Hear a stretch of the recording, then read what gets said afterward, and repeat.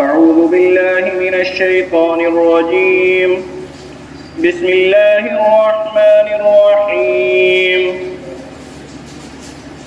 وَلَقَدْ فَتَنَّا سُلَيْمَانَ وَأَلْقَيْنَا عَلَى كُرْسِيِّهِ جَسَدًا ثُمَّ أَنَابَ قَالَ رَبِّ اغْفِرْ لِي وَهَبْ لِي مُلْكًا لَّا يَنبَغِي لِأَحَدٍ مِّن بَعْدِي إِنَّكَ أَنتَ الْوَهَّابُ.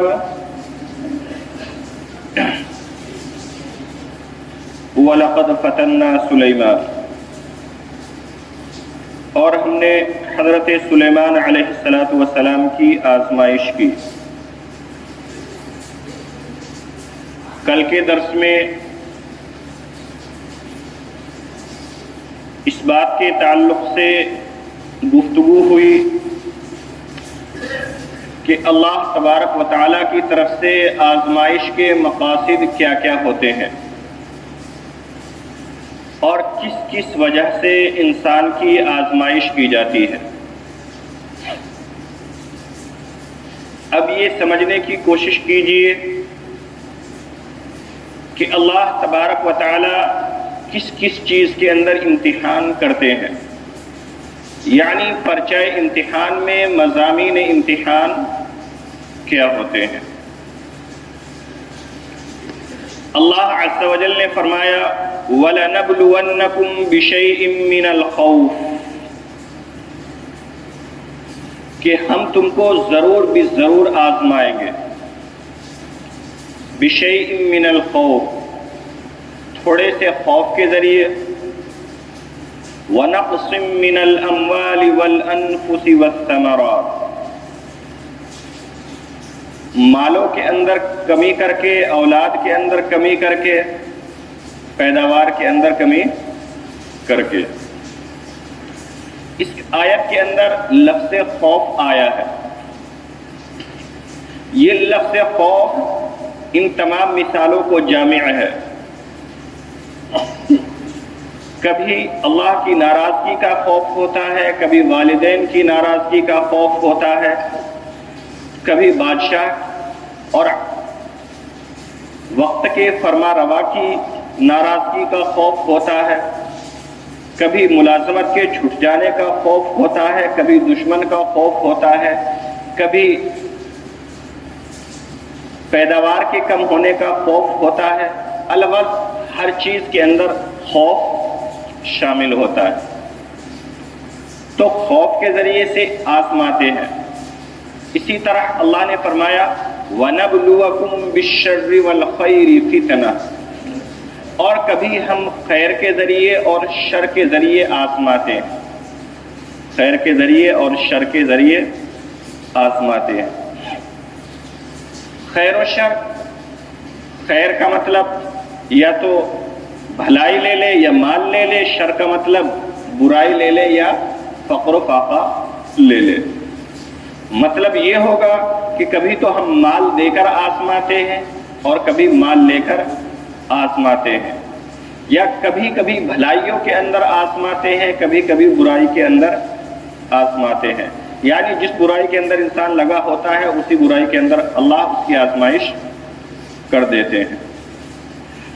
اسی طرح اللہ نے فرمایا وَإِذِ ابْتَلَىٰ إِبْرَاهِيمَ رَبُّهُ بِكَلِمَاتٍ فَأَتَمَّهُنَّ، کہ ابراہیم علیہ السلام کی اللہ نے چند کلمات کے ذریعے آزمائش کی.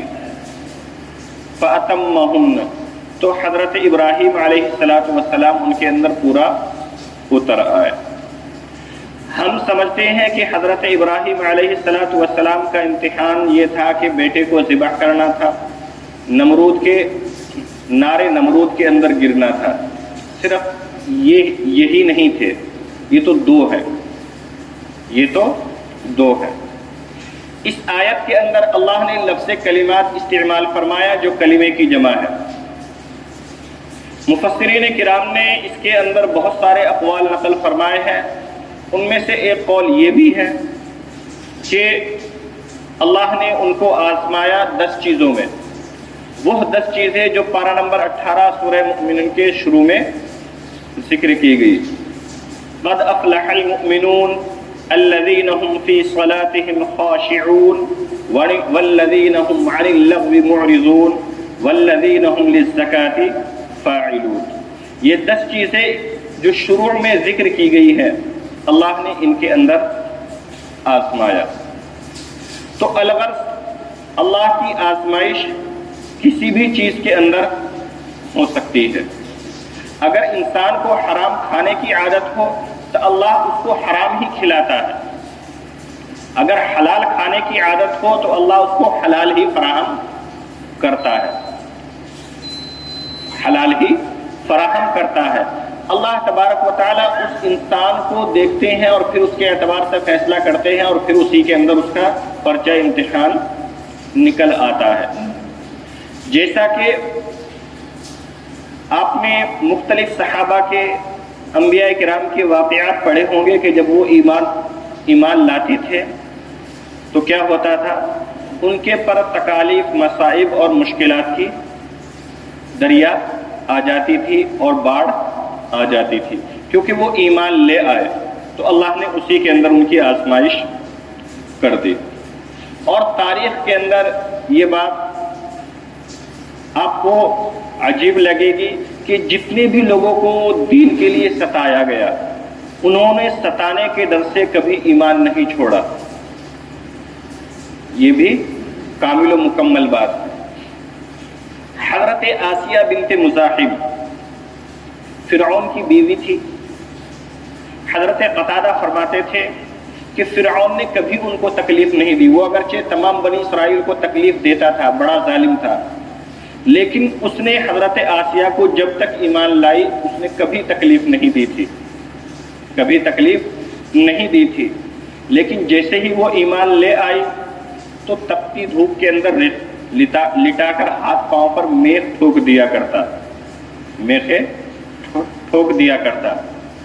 تو اس بیوی نے دعا مانگی، رب ابن لی عندک بیتا فی الجنہ، رب ابن لی عندک بیتا فی الجنہ۔ یہ کسی بھی گھر کو مانگنے کی سب سے بہترین دعا ہے، سب سے بہترین دعا ہے کہ انہوں نے صرف گھر نہیں مانگا، گھر کے ساتھ پڑوسی بھی مانگا۔ اگر آدمی اچھا گھر بنا لے اور پڑوسی خراب مل جائے تو زندگی جہنم بن جاتی ہے، زندگی جہنم بن جاتی ہے۔ تو حضرت آسیہ نے صرف گھر نہیں مانگا بلکہ پڑوسی بھی مانگا۔ پڑوسی کن کو بنایا؟ خود اللہ کو۔ پڑوسی کن کو بنایا؟ خود اللہ کو، کہ اے اللہ اپنے پاس مجھے جنت میں ایک گھر عطا فرما، رب ابن لی عندک بیتا فی الجنہ، کہ گھر بھی مانگا اور ساتھ میں پڑوسی بھی مانگ لیا۔ وَنَجِّنِي مِن فِرْعَوْنَ وَعَمَلِهِ وَنَجِّنِي مِنَ الْقَوْمِ الظَّالِمِينَ، اور فرعون اور اس کے قوم سے مجھے نجات عطا فرما، اور اس کے بعد ان کی روح قبض ہو گئی۔ تو دیکھیے وہ بھی تکلیف کے اندر مبتلا تھی جو پوری زندگی محلوں کی رانی تھی، ہزاروں خدام جس کی خدمت کے اندر حاضر تھے، لیکن محض ایک ایمان لانے کی وجہ سے وہ آزمائش کا حصہ بن گئی اور اس آزمائش کے اندر پوری اتر کر اللہ کے پڑوس میں گھر لینے والی بن گئی۔ ہمارا حال یہ ہوتا ہے کہ ہماری آزمائش ہوتی ہے لیکن ہم اس کے اندر کامیاب نہیں ہو پاتے، ناکام ہو جاتے ہیں، اس لیے ہمیں کچھ ملتا بھی نہیں ہے۔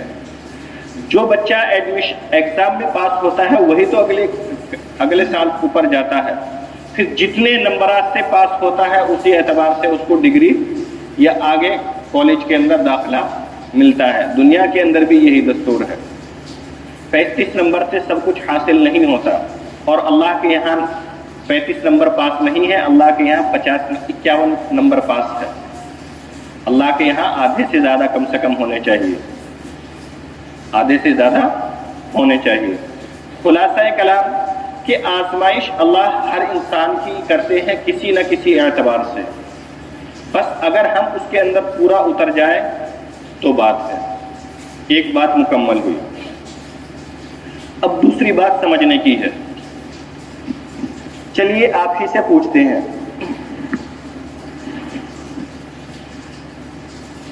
حضرت ابراہیم ابن ادہم کے بارے میں آتا ہے کہ وہ کسی علاقے کے مالدار رئیس فرما روا اور حاکم تھے، فرما روا اور حاکم تھے. تو انہوں نے اللہ کی خدمت کے لیے، اللہ کو پانے کے لیے اپنا گھر بار، اپنی دولت چھوڑ دی. سنا ہے یہ بات، سنی ہے نا، پڑھی بھی ہوگی.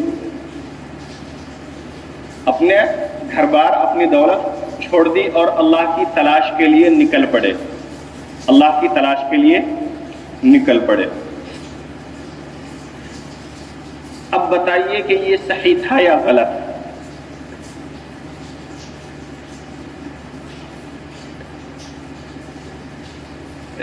دو میں سے ایک ہی چیز ہو سکتی ہے، کوئی نہ کوئی بولے تو. صحیح تھا یا غلط؟ اگر اس واقعے کو صحیح مان لے، اگر اس بات کو صحیح مان لے تو یہ صحیح نہیں تھا. آپ کہیں گے آپ اتنے بڑے ہو گئے، اتنے بڑے بزرگ پر انگلی اٹھا رہے ہیں. نہیں، یہ انگلی اٹھانا نہیں ہے. بدھ بھی تو اپنے گھر والوں، اپنے سب کو چھوڑ کر چلے گئے تھے. یہ تو رہبانیت ہے. اپنے گھر بار، اپنے کنبے، اپنے بال بچوں سب کو چھوڑ کر چلے جانا، یہ کیا ہے؟ رہبانیت ہے. رہبانیت اسلام میں کے اندر ہے یا نہیں؟ لا رہبانیت فی الاسلام، یہ تو صاف حدیث کے اندر ہے کہ اسلام کے اندر رہبانیت نہیں ہے. اب آتے ہیں اس دعا پر. حضرت سلیمان علیہ السلام نے دعا مانگی. یہاں ایک سمجھنے کے زاویے، عقیدے کے یا سوچنے کے زاویے کو سمجھنا مقصود ہے. حضرت سلیمان نے دعا کیا مانگی؟ رب اغفر لی وہب لی ملکا لا ينبغی لأحد من بعدی. اے میرے رب، مجھے ایسی بادشاہت عطا فرما جو میرے بعد کسی کو نصیب نہ ہو. کیسی دعا مانگی؟ کہ میرے بعد کسی کو نصیب نہ ہو. چنانچہ یہ دعا پوری ہوئی. اور ظاہر سی بات ہے کہ جب کوئی نبی دعا مانگتا ہے تو وہ تبھی مانگتا ہے جب اللہ کی طرف سے اس کو اس کا حکم ملا ہو. تو یہ دعا حضرت سلیمان کی اپنی خواہش کی بنا پر نہیں تھی. حضرت سلیمان کی اپنی خواہش کی بنا پر نہیں تھی. تو حضرت سلیمان نے کیا دعا مانگی؟ کہ اے میرے رب، مجھے ایسی بادشاہت عطا فرما جو میرے بعد کسی کو نصیب نہ ہو، میرے بعد کسی کے حصے میں نہ آئے. حتیٰ کہ آپ صلی اللہ علیہ وسلم کی حدیث کا مفہوم ہے کہ اگر میرے بھائی سلیمان نے یہ دعا نہ مانگی ہوتی تو سلیمان جیسی بادشاہت مجھے نصیب ہوتی. آپ صلی اللہ علیہ وسلم کی حدیث کیا ہے کہ اگر میرے بھائی سلیمان نے یہ دعا مانگی نہ ہوتی تو اللہ یہ بادشاہت مجھے عطا فرماتا. تو جو لوگ کہتے ہیں کہ بغیر بیوی بچوں یا گھر بار، بادشاہت، سب چیز چھوڑے بغیر اللہ نہیں مل سکتا، تو حضرت سلیمان علیہ السلام تو نبی تھے، تو ان کو اللہ ملا یا نہیں؟ حضرت سلیمان علیہ السلام کو اللہ ملا یا نہیں؟ ظاہر سی بات ہے ملا. اور دعا بھی انہوں نے کیسی مانگی؟ کہ یا اللہ، مجھے ایسی بادشاہت نصیب فرما جو میرے بعد کسی کو نصیب نہ ہو. تو ہمارے لیے مشعل راہ قرآن ہوگا، کوئی واقعہ نہیں. بات سمجھ میں آ گئی؟ سبھی حضرات سے گزارش ہے مشورے میں شریک ہو.